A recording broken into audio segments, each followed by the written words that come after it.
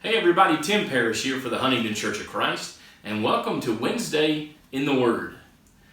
Sometimes the great characters of Scripture are those people who are kind of elevated by God in the narrative, but their exploits are big and their accomplishments are many, and sometimes it's hard to notice all of the other people that are a part of their story, all the other individuals that make up that narrative. And I think it's very important for us to know that there's almost no one in Scripture who does mighty things or who accomplishes great deeds for the Lord without a supporting cast. And a lot of those supporting cast members are kind of off stage. We don't see them much. Maybe we only know their name. Maybe we only know one time that they kind of show up and then they disappear. Well, there is a group of those supporting characters that really are an amazing group when you stop and consider their stories and their exploits. In fact, we're just going to kind of take the 30,000-foot overview of these guys this evening. And then maybe next week we'll come back. There's one in particular that I'd kind of like to come back and talk about because his story kind of gets expanded a little bit, and there are some things that we see about him that we don't know about just everybody else. But these men together collectively are often referred to as David's mighty men. David's mighty men. You may remember that during the time that David was on the run in fear for his life at the hand of King Saul, David had a group of men that kind of came out and joined themselves to him, a rather large group at times, that were loyal to him. They kind of formed an unofficial army. Well, this is a separate group of men. They were a part, I think, of that larger group, but they're kind of singled out here. There is a list of 30 names. Sometimes you see references made then to 37, just depending on the actual naming. And you find these men and just kind of the overview of their story in 2 Samuel chapter 23. And that's where we're going to be. If you'd like to compare, if you're somebody who likes to read similar accounts and see the things that are the same and the things that are different, you might also turn over into the book of 1 Chronicles chapter 11. And there's just a little bit there about these men as well. But for tonight's purpose, for this study, we're going to focus on what is written about them in 2 Samuel. Now, you remember that David was chosen by God to be the second king of Israel. Saul, chosen by God to be the first king, anointed by Samuel the prophet. And it seems, at first, he was a good king. But then you know that the Spirit of God left him and an evil spirit of some sort came in its place. And Saul kind of lost it. He kind of went crazy. And God told him the kingdom will not be yours forever. This is not going to be a good story for you as far as the ending is concerned. And so that's where David comes in. And at first their relationship seems to be good. David sort of hired to be the music therapist for Saul, because David could come in and with his songs and his poems and his musical ability, he was able to kind of bring Saul down a little bit and calm him. But of course that didn't last forever, and Saul eventually decided he needed to kill David to eliminate him as a threat to the throne. Now if he'd have thought that through, he would have known that as one anointed by God, there would be no killing him or stopping this thing from happening. But nonetheless, we don't always think rationally and clearly when we're at our best, not to mention when things are not going great for us. Now we meet these guys because, as I mentioned already, they have come to be allies of David. They are loyal to David. They supported him militarily. They supported him politically. They supported him as friends. In fact, one of the particular incidents we'll see this evening really shows the depth, not just of their loyalty to him as their commander, but I think it speaks volumes of the way they really felt about David and the relationship that existed between these men. This comes at a very interesting place because in chapter 23, my Bible opens with the heading, David's Last Words. And then when you get to chapter 24, you find David taking the census, and at the end of chapter 24 is the end of 2 Samuel, and it's not a great place because of what happens as a result of David building or taking the census when he wasn't supposed to, And we have to read farther into the text to know some of the things that happen after that. But sandwiched in between David taking the census and this section called David's Last Words is just the heading, David's Mighty Men. So I want to begin reading in 2 Samuel chapter 23, verse number 8. And these are the names of the mighty men whom David had.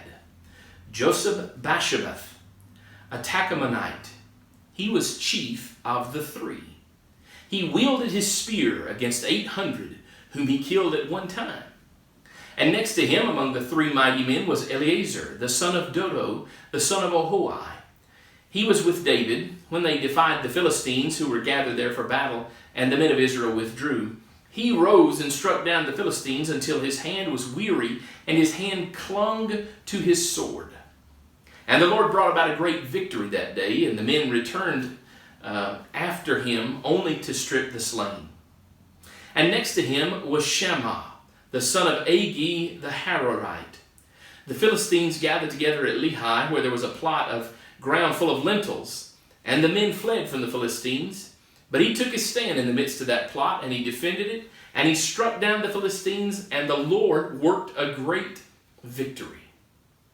And 3 of the 30 chief men went down and came about harvest time to David at the cave of Adullam, when a band of Philistines was encamped in the valley of Rephaim. And David was then in the stronghold, and the garrison of the Philistines was then at Bethlehem. And David said longingly, "Oh, that someone would give me water to drink from the well of Bethlehem that is by the gate." Then the 3 mighty men broke through the camp of the Philistines and drew water out of the well of Bethlehem that was by the gate and carried it to David. But he wouldn't drink it. He poured it out to the Lord and said, "Far be it from me, O Lord, that I should do this. Should I drink the blood of these men who went at the risk of their lives?" Therefore he would not drink it. These things the 3 mighty men did. Now notice we're dealing with 3 out of a group. And these 3 are singled out, which I think is really interesting, that David had 3 that were separate from even the larger group that were, with him and loyal to him. I see the same kind of pattern in what Jesus did. Jesus had the 12, but then he had Peter, James, and John. Those were the 3 that were with him most often, even when the group went somewhere and then they would go a little bit farther, only sometimes those 3 would go with him. Now, I don't know if there's any spiritual significance to the number 3 here or to the fact that there are 3 of these men. Maybe it's just a simple statement of fact. But these 3 guys, Jashub-Basshebeth, or Jashabim, sometimes you see him called, Eleazar, and Shammah. And if this was all we knew about these guys, it would tell us the caliber of men that they were. Notice, first of all, that Jashabim is a guy who, according to the scriptures here, is kind of the captain of the captains. He's the head man over all the mighty men. Even among the 3, he's the one who's kind of elevated to a position of leadership and authority. But notice that the first thing that we read about him is that there was a time when he withstood and defeated 800 enemy soldiers. 800. Now, I really would like to have the fuller story. I'd like to know exactly what happened and who all was involved and what the finer details of this thing were. All we can know is that he was here and there were 800 enemy soldiers, and he stayed there with his spear and defeated them at once. The second of those 3, Eleazar, he's always kind of stuck out in my mind because of this one detail, that he fought so much and so long with the sword that literally his hand just clung to it. Now, I don't know if you've ever had that experience with a sword, but maybe if you've ever chopped wood for a long time, maybe if you've ever hoed in a garden or a cotton patch, or maybe you've ever used a set of post hole diggers, you understand that idea that in that labor that your hands almost get frozen in position and almost like you have to unwrap them from the handle of whatever that tool is. Well, that's what I see with Eleazar here, that everybody else left, but Eleazar fought. He fought alone, and he fought for David, and he fought until he couldn't even let go of his sword. And then you see Shammah. Shammah is in the middle of a field, and everybody else runs away. And I wonder if Shammah's fierceness in that fight is because his people, David and the other soldiers, they needed the food. And maybe this was even a secret plot that they had planted, kind of a secret garden so that they could have something to eat, and it was discovered by the enemy. I don't know if there's significance to this plot of lentils. Some places it's referred to as barley. It's kind of hard to know exactly what they're raising here, but either way, this was a needed supply, and right in the middle of that, we find Shammah. And then there is this water incident. And we're not told which three, but since three are named before the rest, we can assume that these three are the one who go on this water mission. And I love the way this plays out. And for a long time, I didn't really understand, especially when I was young, and I would hear this story. I just didn't grasp, especially David's reaction or David's response. But it's a pretty simple story. David's just sitting around. They're down there with him. The Philistines are inhabiting the city of God, Bethlehem, and this is not good. And David's just kind of dreaming of the way things used to be, and how, boy, you know what, nothing would be better than, you know, the taste of that water. Oh, if I could just have some of that water. Well, it wasn't so much that David wanted that water. David wanted everything that water represented. David wanted the Philistines gone from Bethlehem. He wanted to be living back in that place, and for the people of God to be in that place. It was a sense of nostalgia almost. But do you notice that these three men, whichever three, we assume the three first named, their love for David is so deep that whatever the risk, these three men were willing to infiltrate the stronghold of the Philistines to get David some water from one well. As far as we know, David had water to drink, but it wasn't that water. It was that connection to everything being right and normal. And maybe there's been some of that you've kind of felt. Maybe you don't necessarily want to drink water from some particular well, but you definitely are craving things in some sense the way they used to be. And so here, these three men show their loyalty to him, but to me, their deep love and friendship for him by doing this. And David says, "Are you kidding me? I can't drink this water. You risked your life. It would be as I was signing your death warrant, like I sent you for it. I sure didn't mean for you to go get it. This is not what I had in mind." And so a beautiful image of these men, some of them not really thought highly of in the rest of society, who have found a place of belonging, a sense of purpose, with that loyalty and friendship in the service of David. Well, we pick back up in the text in verse number 18. Now Abishai, the brother of Joab, the son of Zeruiah, was chief of the 30, and he wielded his spear against 300 men, and killed them, and won a name beside the 3. He was the most renowned of the 30, and became their commander, but he did not attain to the 3. And Benaiah, the son of Jehoiada, was a valiant man of Kabzeel, a doer of great deeds. He struck down 2 Ariels of Moab.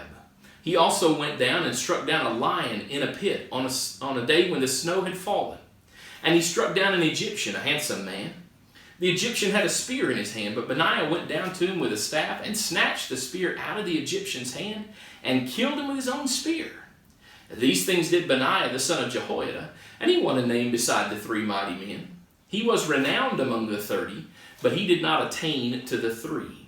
And David set him over the bodyguard. And Asahel, the brother of Joab, was one of the 30. And then begins a list of names that, though at one time I could pronounce, well, you see I'm already struggling with some of these Hebrew names. And really what we have is just a listing of who all these people were. Really many of them just with maybe a name and the town where they grew up. And I don't really want you to pay a lot of attention to those names. Not that they don't matter. I'm the one trying to tell you in this lesson that the behind the scenes people really matter. But I want you to pay special attention to the last name listed there in the end of chapter 23. Notice in verse 39, Uriah the Hittite. Uriah the Hittite. Does that name sound familiar to you? It should. Uriah was a guy who had a beautiful wife named Bathsheba. And we know a little bit about Uriah, and we'll come back maybe in a future lesson and talk a little bit about him. But this group here of 30, and then at the end you read 37 in all. This group of 30 was kind of a special forces unit. They were David's personal security. They were sort of a special ops unit that took care of covert missions that were very important. But notice these other two that are mentioned. Notice Abishai. And what is said about him is that he was elevated as a commander of the 30. He was the most honored of the 30, but he never attained to the reputation and the level of those first three that we mentioned. And then there's Benaiah, also elevated and given a prominent spot in the security force, kind of the head of the Secret Service, if you will, but still not attaining to the three. And no one else seems to reach that level. But if you notice about Abishai is Joab's brother, and Joab was one of David's greatest military commanders, one of his captains. And you see Joab's exploits elsewhere. And I think maybe that's just mentioned as a point of reference for us. Maybe it's something about their family and the kind of men that they were. But notice what it says about him, that on one occasion he killed 300 men by himself. And he killed a giant. He killed a giant. Well, that kind of goes back to what David did with Goliath. And apparently it was not uncommon for there to be these giants in the military forces. And so we see them there. Then you meet Benaiah. And he's one that I definitely want us to come back and talk about. Not just because I have a little cousin named Benaiah, but Benaiah is a guy whose exploits are pretty impressive. In fact, the two that are kind of mentioned here, that he went down and fought a lion in a pit on a day that it had been snowing. I mean, who does that, right? Who is brave and valiant and courageous enough to take that on? Well, Benaiah was, and he did it. He also fought against a man classified as a giant, and that guy had a spear that he was going to kill Benaiah with, and Benaiah had a shorter club, a staff, a short, well, my heritage would make me want to call it a shillelagh, and he went down and used it to literally take away the giant's spear and turn it back on him. Now, for those of you that happen to be watching and you are testosterone oriented, you like action movies, you like adventure, you like all those things, well, these are some stories of these mighty men that really ought to stir you up. They really ought to get you going and engaged in what's happening here with David and the kingdom. And yet I wonder sometimes exactly why these guys are here.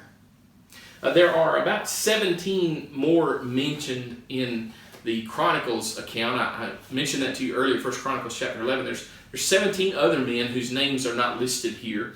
And then there is the mention of another 30 under the leadership of a guy named Zabad or Zabad. And that really doesn't tell us much more that we didn't already know. So why did I want you to see these people? And why would we take the next couple of weeks and come back and look at some of these individuals in particular? Well, it's because for all the things we know about David and for the way that David is still revered to this day, it's important to know that David did not get to where he was just because he was anointed by God, just because God had given him his spirit. Sometimes we look at some of those figures like Samson and some of those other judge figures who seem to be single-handedly doing these amazing things. And if you look at the men in our story, David's mighty men, you might come away with the idea that they too are kind of singled out for their exploits, for their valiant loyalty. Well, don't miss this. Don't miss the fact that when you look at these guys, they are all in the background. Because the prevailing story here is that of David. But had these guys not been here doing what they did, David couldn't have accomplished what he did. For instance, Benaiah is one of the ones who, after David died, secured the throne and helped to put Solomon on the throne. We'll talk about him again a little bit later. But it's important to note that all these things are happening in David's life, again, because there are so many people whose names maybe are just mentioned one time and we don't know anything else about them. I think this is really important, okay? So I want you to listen very carefully. In the church today, it is really easy for people like me who have a job, who are, well, during this season on camera, often on stage, up front, visible, vocal, to be viewed as the leader in such a way that whatever good is accomplished by a church, or maybe even whatever bad is accomplished by a church, that one person is, it's during that era, that person's era, that these things happen or didn't happen. But through my years, I have known so many people in the church who were never on the stage. In fact, it'd be really easy in a public gathering to miss them because they might not ever say anything out loud.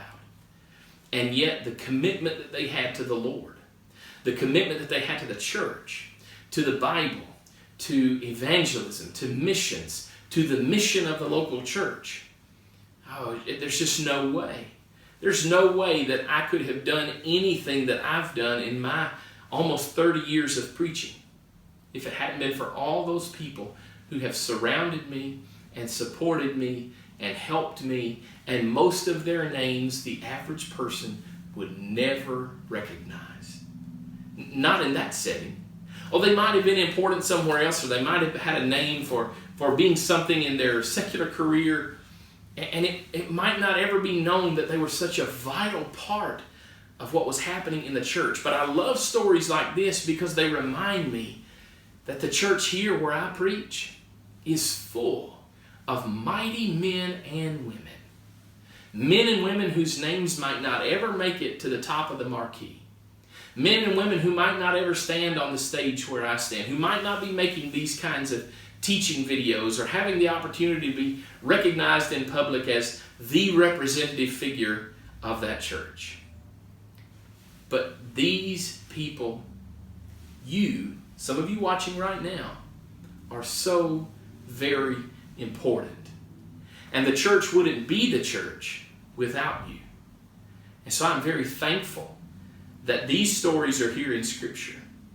But I'm also very thankful that over in our New Testaments, the Apostle Paul reminds us that the church is a body made up of many different members, each with different functions, each set in place by God. Because that's why these mighty men are here, and it may just be that's exactly why you're here. Don't think that you don't matter. Don't think that somehow you're less than or you're not significant or you're not important. You're made in the image of God. Every person in every church is made in the image of God and thus has value and worth and significance. I'm thankful to God for the mighty men and women that have been a part of my journey. If that's you, some of you I know are watching. I don't want to call your name now because part of what makes you who you are is you don't want your name called. Well, I'm thankful for you. And I trust that as I move forward in my journey as a minister, I will continue to be surrounded by and supported by mighty men and women. Thanks for stopping by.